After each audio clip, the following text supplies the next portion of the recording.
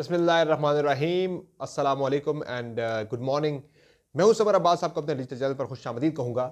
आज नाज़रीन एक बड़ी खबर से आज के दिन की शुरुआत करते हैं और वो बड़ी खबर ये है कि एक बहुत बड़ी सियासी शख्सियत की पाकिस्तान तहरीक इंसाफ में शमूलियत होने वाली है, बल्कि वो अपनी पूरी जमात को, अपने पूरे ग्रुप को लेकर पाकिस्तान तहरीक इंसाफ में शामिल हो रहे हैं, जम हो रहे हैं।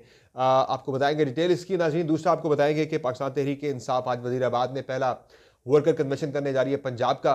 फिर सिंध में पाकिस्तान तहरीक इंसाफ के वर्कर कन्वेंशन का शेड्यूल आ गया है। 24 से लेकर 27 तक ये वर्कर कन्वेंशन होंगे सिंध के अंदर। और फिर बैट का इंतखाबी निशान पाकिस्तान तहरीक इंसाफ के पास रहेगा या नहीं, आज इसका फैसला जारी हो जाएगा।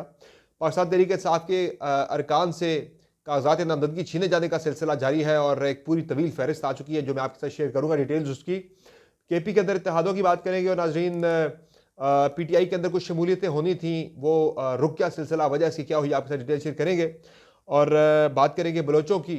जो बलोच प्रोटेस्टर्स थे जो कि पीसफुल इस्लामाबाद तक पहुंचे थे मार्च करते हुए, उन्हें ज़बरदस्ती गाड़ियों में भर भर के बलोचिस्तान कोयटा वापस भेजा जा रहा है। इसकी डिटेल भी आपसे शेयर करेंगे।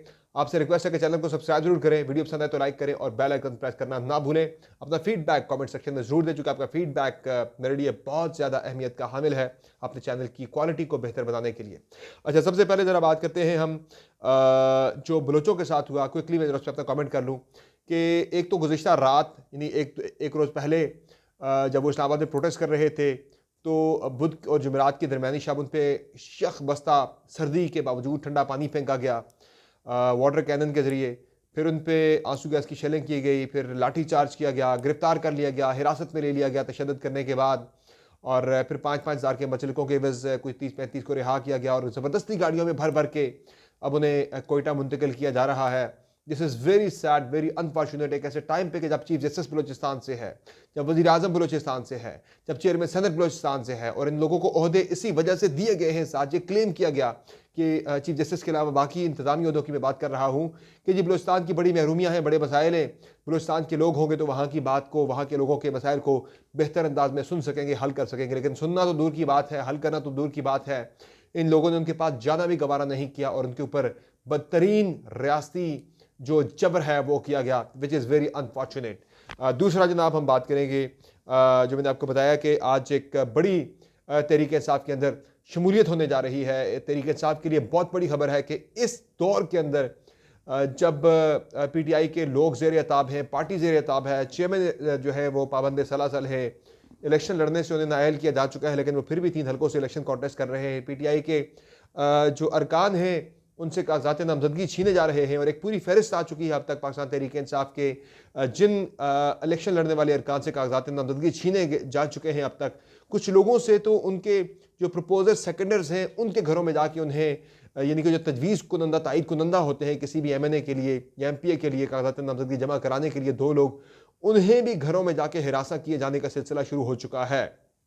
मैं आपको लिस्ट बताता हूँ पहले, फिर मैं आपको उस शख्सियत की तरफ लेकर चलता हूँ, उस पार्टी की तरफ लेकर चलता हूँ जो पूरी पार्टी ही वो शख्सियत अपनी पूरी पार्टी को, अपने पूरे ग्रुप को लेके पाकिस्तान तहरीक इंसाफ में जम होने जा रही है। पहले आपको बताते हैं कि जो लिस्ट एक डिटेल सामने आई है पाकिस्तान तहरीक इंसाफ की जानिब से ऑफिशियल ये लिस्ट जारी की गई है कि जिन लोगों से कागजात नामजदगी छीने गए हैं, प्री पोल धांधली से करार दिया गया पाकिस्तान तहरीक इंसाफ की जानिब से। तो ज़िला अटक में मेजर ताहिर सादिक सारे ख़ानदान के कागजात नामजदगी छीन लिए गए। ज़िला मियाँ वाली में उमेर न्याजी कागजात नामजदगी छीन लिए गए। अमजद न्याजी जेल में तशद्दुद का पहले जो है डिटेल्स आई, फिर जेल दस्तखत करवाने से उनसे इनकारी है, कागजात नामजदगी पर उनसे नहीं करवाए जा रहे। फिर ज़िला खुशाब में उमर असलम एवान, हसन असलम एवान, फ़तेह खालिक बंदयाल, इनसे कागजात नामजदगी जमा करवाने वाला शख्स जो कि आरओ ऑफिस के बाहर से अगवा कर लिया गया। फिर ज़िला चकवाल में मलिक अख्तर शहबाज कागजात नामजदगी जमा करवाते वक्त गिरफ्तार कर लिया गया उन्हें। ज़िला सरगोदा में मलिक शफ़क़त एवान आर ओ कागजात नामजदगी वसूल करने से आर ओ ने इनकार कर दिया। फिर बैरिस्टर अब्दुल्ला कालू घर पर हमला हुआ, कागजात नामजदगी ढूंढते रहे। फिर सेंट्रल पंजाब में ज़िला लाहौर में हाफिज़ फ़रत तबास जो है वकला से कागजात नामजदगी उनके छीन लिए गए। हमाद अज़हर के घर पर पुलिस और नामालूम अफराद ने घर पर धावा बोला, कागजात नामजदगी ढूंढते रहे घर आके। फिर हसान न्याजी जेलर ने उनसे कागजात नामजदगी साइन नहीं करवाने दिए, नहीं अब तक करके दिए। सनम जावेद जिन्होंने फैसला किया, उनके वालिद ने यह ऐलान किया है कि सनम जावेद लाहौर में मरीम नवाज़ के खिलाफ इलेक्शन लड़ेंगी, लाहौर में शहबाज शरीफ के खिलाफ इलेक्शन लड़ेंगी और मियाँ नवाज शरीफ के खिलाफ तोरगर मानसेरा से इलेक्शन लड़ेंगी। उनके कागजात नामजदगी जो हैं उन पर अभी तक जेलर दस्तखत नहीं करवा रहा उनसे। फिर ज़िला वज़ीराबाद में अहमद चट्ठा से उनके वकला से कागज़ात नामज़दगी छीन लिए गए। फिर ज़िला हाफिज़ाबाद में शौकत भट्टी उनके वकला से कागज़ात नामज़दगी छीन लिए गए। फिर ज़िला गुजरांवाला में मियाँ तारिक जो है उनसे आरओ ने कागज़ात नामज़दगी वसूल करने से इनकार किया। फिर चौधरी मोहम्मद अली जो है उनसे पुलिस ने कागज़ात नामज़दगी उनके लेकर फाड़ दिए। फिर सियालकोट में जो कि हैदर गिल है, पुलिस ने आरओ ऑफिस से गिरफ्तार कर लिया। एहसन गुलाम अब्बास के डेरे पर रेड हुई, कागज़ात नामज़दगी वो भी उनके घर आके ढूंढे जाते रहे। फिर यानी ये बड़ी लंबी डिटेल है। गुजरात के अंदर, वेस्ट पंजाब के अंदर, टोबा टेक्सिंग के अंदर, ज़िला झंग के अंदर शेख वकास अकरम के कागज़ात नामज़दगी रोकने के लिए धौंस धमकियाँ, पेट्रोल पंप उनके बंद कर दिए गए। फिर साउथ पंजाब में ज़िला भावल नगर में शौकत बसरा और उनके वकला को गिरफ्तार करके कागज़ात नामज़दगी छीन लिए गए। समीउल्लाह चौधरी, शाह महमूद कुरैशी के वकला से खानेवाल में आबिद महमूद खग्गा है और फिर उन्हें गिरफ्तार कर लिया गया। ज़िला बिहाड़ी में ज़ैद इकबाल, ज़िला लिया में न्याज़ अहमद जकड़ अडयाला जेल में इमरान खान की कागज़ात नामज़दगी साइन करवाने के लिए जो आया था बंदा, उस बंदे को ही गायब कर लिया गया, जिनका नाम था राय मोहम्मद अली। वो बंदा ही बिल्कुल गायब हो गया। तो ये इस वक्त सूरत हाल चल रही है। ऐसे में इस शदीद किस्म के जुल्म और जबर के दौर में मौलाना शिरानी जो कि जमीयत उलमा इस्लाम पाकिस्तान के सरबराह हैं, उन्होंने बलूचिस्तान से इनका ताल्लुक़ है। ये आज से 2020 में यानी कि 3-4 साल पहले मौलाना फजलुर रहमान से अलग हुए थे, अपनी अलग से जमात बनाई थी जमीयत उलमा इस्लाम पाकिस्तान के नाम से। और आज मौलाना शिरानी, आज के दिन की मैं बात कर रहा हूँ, आज मौलाना शिरानी JUI पाकिस्तान को पाकिस्तान तहरीक इंसाफ में जम करने जा रहे हैं और पाकिस्तान तहरीक इंसाफ के टिकट से अगला इलेक्शन बलूचिस्तान से कॉन्टेस्ट करने जा रहे हैं। मौलाना फजलुर रहमान ने भी बलूचिस्तान के पशीन के इलाके से इलेक्शन लड़ने का फैसला किया है। चूँकि डेरा इस्माइल खान में अली अमीन के हाथों मौलाना फजलुर रहमान को शिकस्त की बहुत ज़्यादा फिक्र थी, इसलिए उन्होंने पहली मरतबा डेरा इस्माइल खान के इलाके से निकल कर बाहर अब वो पशीन बलूचिस्तान से जाके इलेक्शन कॉन्टेस्ट कर रहे हैं। और वहाँ भी मौलाना शिरानी के तरीके साथ में आने के बाद काफ़ी ज़्यादा मुश्किलात का सामना मौलाना फजलुर रहमान को जो है दरपेश आ सकता है। फिर जनाब आज जो है बैट के इंतखाबी निशान के ऊपर तरीके से आपको बैट का इंतखाबी निशान मिलेगा या नहीं मिलेगा, इस पर फैसला हो जाना है इलेक्शन कमीशन ऑफ पाकिस्तान का। चूँकि कल पेशावर हाई कोर्ट ने इलेक्शन कमीशन ऑफ पाकिस्तान को पाबंद किया है कि आप आज के दिन हर सूरत में ये फैसला जारी करें। इसकी वजह यही है कि अगर फैसला जारी हो जाता है इलेक्शन कमीशन की जानिब से, कोई एडवर्स डिसीजन अगर आता है पाकिस्तान तहरीक इंसाफ के खिलाफ, तो उस पर चूँकि अभी टाइम है तो कोई भी अदालत जो है उसके ऊपर कॉग्निजेंस ले सकती है। चूँकि इरादा तो यही था इलेक्शन कमीशन का शायद कि वो इस मामले को लटकाते लटकाते उस टाइम पे ले जाते, उस नहज पे ले जाते कि जहाँ से अगर कागजात नामजदगी वहाँ से अगर बल्ले का इंतखाबी निशान ले लिया जाता तो फिर पाकिस्तान तहरीक इंसाफ के पास इतना टाइम नहीं बचना था कि वो बल्ले के इंतखाबी निशान को दोबारा से हासिल करके किसी अदालत से हासिल कर सकती। तो प्लान तो ये था, लेकिन अब पेशावर हाईकोर्ट ने पाबंद कर दिया कि आज के दिन हर सूरत में आप अपना महफूज फैसला सुनाएं।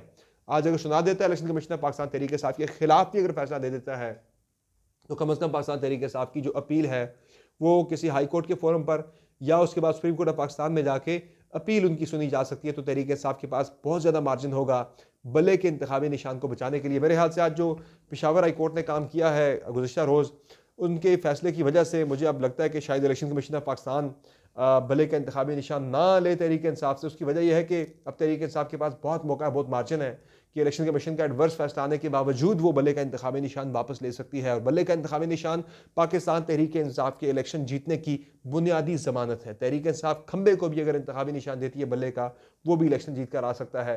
ये इस वक्त सूरत हाल बनी हुई है। बाकी मैं आपको बता रहा हूँ जनाब के PTI ने अब वज़ीराबाद के बाद आज PTI वज़ीराबाद से पंजाब में अपना पहला वर्कर कन्वेंशन शुरू कर रही है। और वज़ीराबाद का फैसला इसलिए किया गया कि वज़ीराबाद में इमरान खान के ऊपर चूँकि अटैक हुआ था, तो वज़ीराबाद से ही पाकिस्तान तहरीक इंसाफ ने अपनी कैंपेन शुरू करने का फैसला किया है। आगे बड़े जलसे वगैरह भी होंगे, इस्लामाबाद के अंदर होंगे, पंजाब के अंदर होंगे, KP के अंदर होंगे, बलूचिस्तान और सिंध के अंदर होंगे। लेकिन सिंध के अंदर पाकिस्तान तहरीक इंसाफ ने फैसला किया कदम रखने का, और 24 से लेकर 27 तक, 24, 25, 26, 27 पाकिस्तान तहरीक इंसाफ जो है वो सिंध के अंदर बड़े जलसे करने जा रही है, वर्कर कन्वेंशन करने जा रही है। कराची के अंदर होगा, फिर हैदराबाद के अंदर होगा, फिर इंटीरियर सिंध के अंदर जाके तहरीक इंसाफ की जानिब से बड़े जो वर्कर कन्वेंशन हैं वो किए जाएंगे। तो this will be very interesting कि बलूचिस्तान में तो PTI की पॉपुलैरिटी जो है वो अनएक्सपेक्टेडली इतनी ऊपर गई है। देखते हैं सिंध के अंदर सूरत हाल क्या है, अभी तक वो बिल्कुल अनएक्सप्लोर्ड है। देखते हैं वहाँ पे तहरीक इंसाफ किस तरह के वर्कर कन्वेंशन करती है। और शेर अफजल मरवती प्रॉबेबली जाके वर्कर कन्वेंशन करेंगे। फिर जनाब जो मामला है खैबर पख्तूनख्वा के अंदर कुछ इंटरेस्टिंग इत्तेहाद बनने जा रहे हैं। जिस तरह मैंने आपको बताया था पिछली वीडियो के अंदर, मैंने मुख्तसरन बात की थी, आज इसमें वीडियो में मेरा डिटेल आपको बता देता हूँ कि सूरत हाल क्या बन रही है।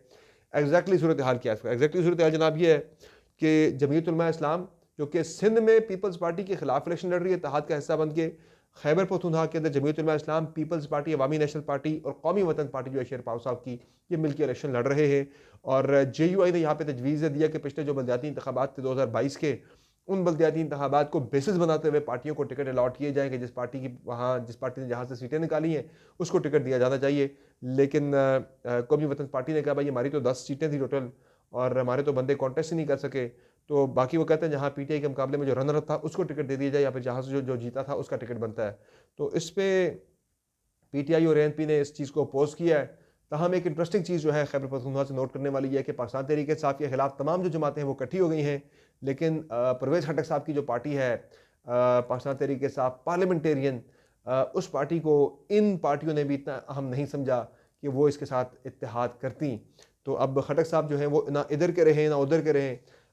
देखते हैं कि इलेक्शन में उनके साथ क्या आशय होता है। चूँकि नौशेरा के अंदर PTI ने जो वर्कर कन्वेंशन किया था बहुत तगड़ा किस्म का, उसके बाद मुझे तो खटक साहब नौशेरा की सीट भी बचाना उनके लिए बहुत ज़्यादा मुश्किल सूरत हाल नज़र आ रही है। बाकी शहबाज शरीफ ने फैसला किया है कि वो NA 242 के माड़ी से भी इलेक्शन लड़ रहे हैं लाहौर के अलावा।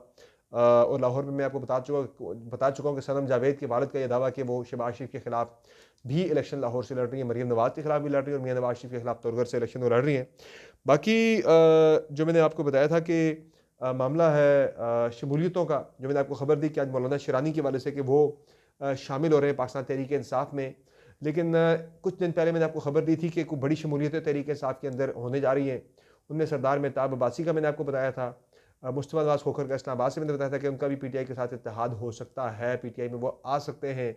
और शाहिद हक़ान अब्बासी का मैंने नाम नहीं लिया था, लेकिन मैंने इशारे दिए थे कि बड़ी शख्सियत आ सकती है, तो वो बड़ी शख्सियत शाहिद हक़ान अब्बासी थे जिनके साथ PTI की मैसेजिंग हुई है इमरान खान के साथ उनकी कुछ वकला के ज़रिए, और फिर चौधरी निसार और इमरान खान के दरमियान भी कुछ पैगाम रसानी हुई है। लेकिन पहले तो इमरान खान ने कुछ इंटरेस्ट शो किया था कि इन बड़ी शख्सियात को ले लिया जाए। इससे पहले चौधरी सरवर भी पाकिस्तान तहरीक इंसाफ में आना चाह रहे थे, उनकी बातचीत काफ़ी आगे तक चली गई थी। और चौधरी सरवर का मैंने आपको बताया था कि उन्होंने इमरान खान को ऑफ़र भी दी थी कि मैं जो है यूरोपियन पार्लियामेंट के अंदर, चूँकि वो बड़े मौसर हैं वहाँ पे, कि मैं यूरोपियन पार्लियामेंट के अंदर पाकिस्तान तहरीक इंसाफ के साथ जो इंसानी हकूक़ की खिलाफ वर्जियाँ हो रही हैं, मैं उन पर आके आपके हक़ में आवाज़ उठाऊँगा।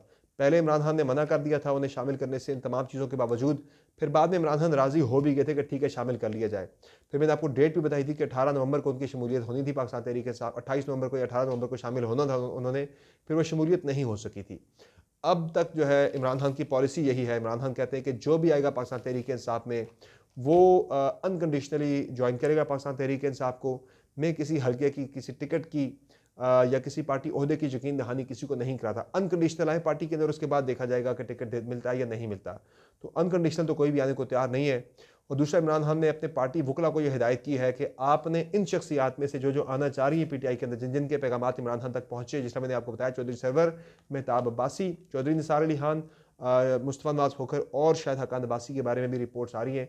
तो इन लोगों के पैगामात तो इमरान खान तक पहुँचे, लेकिन इमरान खान ने कहा है कि फ़िलहाल आपने किसी को इनकार भी नहीं करना कि हम आपको पार्टी में शामिल नहीं कर रहे, लेकिन बाज़ाब्ता तौर पर किसी को भी पार्टी के अंदर शामिल करना भी नहीं, चूँकि ऐसी टर्म्स एंड कंडीशंस जो है वो मैं उनकी टर्म्स एंड कंडीशन के ऊपर उन्हें पार्टी में शामिल नहीं कर सकता। कोई शामिल होना चाहता है अगर, तो वो मेरी टर्म्स एंड कंडीशन के ऊपर पाकिस्तान तहरीक इंसाफ के अंदर शामिल हो सकता है।